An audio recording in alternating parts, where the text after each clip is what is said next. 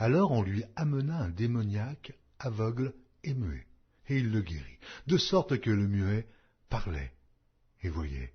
Toute la foule étonnée disait: N'est-ce point là le fils de David? Les pharisiens, ayant entendu cela, dirent: Cet homme ne chasse les démons que par Béelzébul, prince des démons. Comme Jésus connaissait leurs pensées, il leur dit: Tout royaume divisé contre lui-même est dévasté, et toute ville ou maison divisée contre elle-même ne peut subsister. Si Satan chasse Satan, il est divisé contre lui-même. Comment donc son royaume subsistera-t-il? Et si moi je chasse les démons par Béelzébul, vos fils, par qui les chassent-ils? C'est pourquoi ils seront eux-mêmes vos juges. Mais si c'est par l'Esprit de Dieu que je chasse les démons, le royaume de Dieu est donc venu vers vous. Ou comment quelqu'un peut-il entrer dans la maison d'un homme fort et piller ses biens sans avoir auparavant lié cet homme fort? Alors seulement il pillera sa maison. Celui qui n'est pas avec moi est contre moi, et celui qui n'assemble pas avec moi disperse. C'est pourquoi je vous dis, tout péché et tout blasphème sera pardonné aux hommes, mais le blasphème contre l'Esprit ne sera point pardonné. Quiconque parlera contre le Fils de l'homme, il lui sera pardonné. Mais quiconque parlera contre le Saint-Esprit, il ne lui sera pardonné ni dans ce siècle, ni dans le siècle à venir.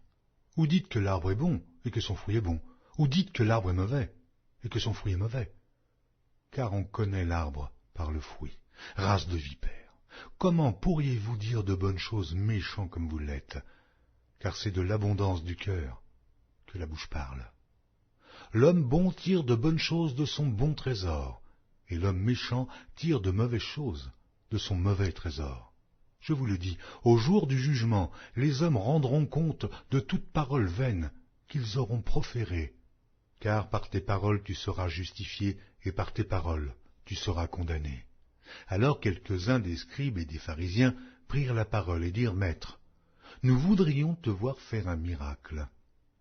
Il leur répondit: Une génération méchante et adultère demande un miracle. Il ne lui sera donné d'autre miracle que celui du prophète Jonas. Car, de même que Jonas fut 3 jours et 3 nuits dans le ventre d'un grand poisson, de même le Fils de l'homme sera 3 jours et 3 nuits dans le sein de la terre. Les hommes de Ninive se lèveront au jour du jugement avec cette génération et la condamneront, parce qu'ils se repentirent à la prédication de Jonas. Et voici, il y a ici plus que Jonas. La reine du Midi se lèvera au jour du jugement avec cette génération et la condamnera, parce qu'elle vint des extrémités de la terre pour entendre la sagesse de Salomon. Et voici, il y a ici plus que Salomon. Lorsque l'esprit impur est sorti d'un homme, il va dans des lieux arides, cherchant du repos, et il n'en trouve point. Alors il dit: Je retournerai dans ma maison, d'où je suis sorti. Et quand il arrive, il la trouve vide, balayée, et en est. Il s'en va, et il prend avec lui 7 autres esprits plus méchants que lui. Il entre dans la maison, s'y établissent. Et la dernière condition de cet homme est pire que la première. Il en sera de même pour cette génération méchante. Comme Jésus s'adressait encore à la foule, voici sa mère et ses frères, qui étaient dehors, cherchèrent à lui parler. Quelqu'un lui dit: Voici ta mère et tes frères sont dehors, et ils cherchent à te parler. Mais Jésus répondit à celui qui le lui disait: Qui est ma mère, et qui sont mes frères? Puis, étendant la main sur ses disciples, il dit: Voici ma mère et mes frères. Car quiconque fait la volonté de mon Père qui est dans les cieux, celui-là est mon frère, et ma sœur, et ma mère. Matthieu, chapitre 13. Ce même jour, Jésus sortit de la maison et s'assit au bord de la mer. Une grande foule s'étant assemblée auprès de lui, il monta dans une barque, et il s'assit. Toute la foule se tenait sur le rivage. Il leur parla en paraboles sur beaucoup de choses, et il dit: Un semeur sortit pour semer. Comme il semait, une partie de la semence tomba le long du chemin. Les oiseaux vinrent et la mangèrent. Une autre partie tomba dans les endroits pierreux, où elle n'avait pas beaucoup de terre. Elle leva aussitôt parce qu'elle ne trouva pas un seul profond. Mais, quand le soleil parut, elle fut brûlée et sécha, faute de racines. Une autre partie tomba parmi les épines, et les épines montèrent et l'étouffèrent. Une autre partie tomba dans la bonne terre. Elle donna du fruit, un grain 100, un autre 60, un autre 30. Que celui qui a des oreilles pour entendre, entende. Les disciples s'approchèrent et lui dirent, « Pourquoi leur parles-tu en parabole ?» Jésus leur répondit, « Parce qu'il vous a été donné de connaître les mystères du royaume des cieux, et que cela ne leur a pas été donné. Car on donnera à celui qui a, et il sera dans l'abondance. Mais à celui qui n'a pas, on ôtera même ce qu'il a. C'est pourquoi je leur parle en parabole, parce qu'en voyant, ils ne voient point, et qu'en entendant, ils n'entendent ni ne comprennent. Et pour eux s'accomplit cette prophétie d'Ésaïe, vous entendrez de vos oreilles, et vous ne comprendrez point. Vous regarderez de vos yeux, et vous ne verrez point. Car le cœur de ce peuple est devenu insensible. Ils ont endurci leurs oreilles, et ils ont fermé leurs yeux, de peur qu'ils ne voient de leurs yeux, qu'ils n'entendent de leurs oreilles, qu'ils ne comprennent de leur cœur, qu'ils ne se convertissent et que je ne les guérisse. Mais heureux sont vos yeux, parce qu'ils voient, et vos oreilles, parce qu'elles entendent. Je vous le dis en vérité, beaucoup de prophètes et de justes ont désiré voir ce que vous voyez et ne l'ont pas vu, entendre ce que vous entendez et ne l'ont pas entendu. Vous donc écoutez ce que signifie la parabole du semeur. Lorsqu'un homme écoute la parole du royaume et ne la comprend pas, le malin vient et enlève ce qui a été semé dans son cœur. Cet homme est celui qui a reçu la semence le long du chemin. Celui qui a reçu la semence dans les endroits pierreux, c'est celui qui entend la parole et la reçoit aussitôt avec joie. Mais il n'a pas de racine en lui-même, il manque de persistance, et dès que survient une tribulation ou une persécution à cause de la parole, il y trouve une occasion de chute. Celui qui a reçu la semence parmi les épines, c'est celui qui entend la parole, mais en qui les soucis du siècle et la séduction des richesses étouffent cette parole et la rendent infructueuse. Celui qui a reçu la semence dans la bonne terre, c'est celui qui entend la parole et la comprend. Il porte du fruit, et un grain en donne 100, un autre 60, et un autre 30.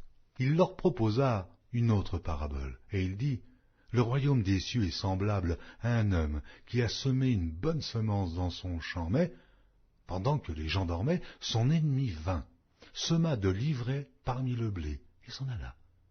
Lorsque l'herbe eut poussé et donné du fruit, l'ivraie parut aussi. Les serviteurs du maître de la maison vinrent lui dire, « Seigneur, n'as-tu pas semé une bonne semence dans ton champ? D'où vient donc qu'il y ait de l'ivraie ?» Il leur répondit, « C'est un ennemi qui a fait cela. » Et les serviteurs lui dirent, « Veux-tu que nous allions l'arracher? » « Non, dit-il, de peur qu'en arrachant l'ivraie, vous ne déraciniez en même temps le blé. Laissez croître ensemble l'un et l'autre jusqu'à la moisson, et, à l'époque de la moisson, je dirai au moissonneur, arrachez d'abord l'ivraie, et liez-la en gerbe pour la brûler, puis amassez le blé dans mon grenier. Il leur proposa une autre parabole, et il dit, « Le royaume des cieux est semblable à un grain de sénévé qu'un homme a pris et semé dans son champ. C'est la plus petite de toutes les semences, mais, quand il a poussé, il est plus grand que les légumes et devient un arbre, de sorte que les oiseaux du ciel viennent habiter dans ses branches. » Il leur dit cette autre parabole. « Le royaume des cieux est semblable à du levain qu'une femme a pris et mis dans 3 mesures de farine jusqu'à ce que la pâte soit toute levée. » Jésus dit à la foule toutes ces choses en parabole, et il ne lui parlait point sans parabole, afin que s'accomplît ce qui avait été annoncé par le prophète. « J'ouvrirai ma bouche en parabole, je publierai des choses cachées depuis la création du monde. » Alors il renvoya la foule et entra dans la maison. Ses disciples s'approchèrent de lui et dirent, « Explique-nous la parabole de l'ivraie du champ. » Il répondit, « Celui qui sème la bonne semence, c'est le Fils de l'homme. Le champ, c'est le monde. La bonne semence, ce sont les fils du royaume. L'ivraie, ce sont les fils du malin. L'ennemi qui l'a semé, c'est le diable. La moisson, c'est la fin du monde. Les moissonneurs, ce sont les anges. Or, comme on arrache l'ivraie et qu'on la jette au feu, il en sera de même à la fin du monde. Le Fils de l'homme enverra ses anges qui arracheront de son royaume tous les scandales et ceux qui commettent l'iniquité, et ils les jetteront dans la fournaise ardente où il y aura des pleurs et des grincements de dents. Alors les justes resplendiront comme le soleil dans le royaume de leur Père. Que celui qui a des oreilles pour entendre, entende. Le royaume des cieux est encore semblable à un trésor caché dans un champ. L'homme qui l'a trouvé le cache, et dans sa joie, il va vendre tout ce qu'il a et achète ce champ. Le royaume des cieux est encore semblable à un marchand qui cherche de belles perles. Il a trouvé une perle de grand prix, et il est allé vendre tout ce qu'il avait et l'a acheté. Le royaume des cieux est encore semblable à un filet jeté dans la mer et ramassant des poissons de toute espèce. Quand il est rempli, les pêcheurs le tirent, et après s'être assis sur le rivage, ils mettent dans des vases ce qui est bon, et ils jettent ce qui est mauvais. Il en sera de même à la fin du monde. Les anges viendront séparer les méchants d'avec les justes, et ils les jetteront dans la fournaise ardente, où il y aura des pleurs et des grincements de dents. Avez-vous compris toutes ces choses? Oui, répondirent-ils. Et il leur dit, c'est pourquoi tout scribe instruit de ce qui regarde le royaume des cieux est semblable à un maître de maison qui tire de son trésor des choses nouvelles et des choses anciennes. Lorsque Jésus eut achevé ces paraboles, il partit de là. S'étant rendu dans sa patrie, il enseignait dans la synagogue, de sorte que ceux qui l'entendirent étaient étonnés et disaient, « Mais d'où lui viennent cette sagesse et ces miracles? N'est-ce pas le fils du charpentier? N'est-ce pas Marie qui est sa mère? Jacques, Joseph, Simon et Jude, ne sont-ils pas ses frères et ses sœurs? Ne sont-elles pas toutes parmi nous? D'où lui viennent donc toutes ces choses? » Et il était pour eux une occasion de chute. Mais Jésus leur dit, « Un prophète n'est méprisé que dans sa patrie et dans sa maison. » Et il ne fit pas beaucoup de miracles dans ce lieu à cause de leur incrédulité. Matthieu, chapitre 15. Alors des pharisiens et des scribes vinrent de Jérusalem auprès de Jésus et dirent, « Pourquoi tes disciples transgressent-ils la tradition des anciens, car ils ne se lavent pas les mains quand ils prennent leur repas? » Il leur répondit, « Et vous, pourquoi transgressez-vous le commandement de Dieu au profit de votre tradition?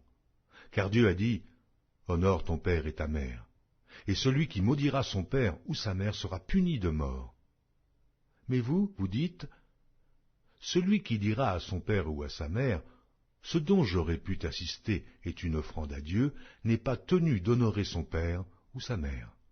Vous annulez ainsi la parole de Dieu au profit de votre tradition. Hypocrite. Ésaïe a bien prophétisé sur vous quand il a dit, « Ce peuple m'honore des lèvres, mais son cœur est éloigné de moi. » C'est en vain qu'il m'honore en enseignant des préceptes qui sont des commandements d'hommes. Ayant appelé à lui la foule, il lui dit, « Écoutez et comprenez.